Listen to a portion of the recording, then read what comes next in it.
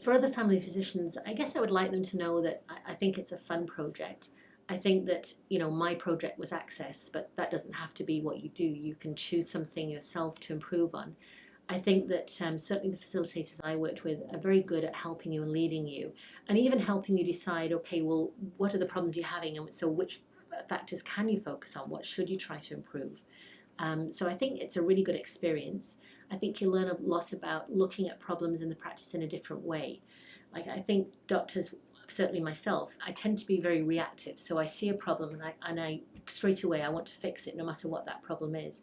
But it taught me to kind of take a step back and say, well, this is the problem you see, but what are the factors that are underlying that? And then what's a better way to approach that problem where you don't just react, but you look at everything, all of the factors involved. So making fixes and changes that are going to work with you in the long term is something I think we could all learn from. So I think if you have a more efficient practice and you're able to make your appointments efficient and you do see people quickly, I think as the general practitioner who knows them very well, you can do things more effectively and you're hopefully going to save walk-in visits. You're hopefully going to save emergency room visits. You won't save them all, but I think you can probably do a better job because you know that patient than someone who's seeing them who really doesn't know them very well. So I think there are spin-offs to the system as a whole. And of course, the quality improvement project as a whole does more than look at access.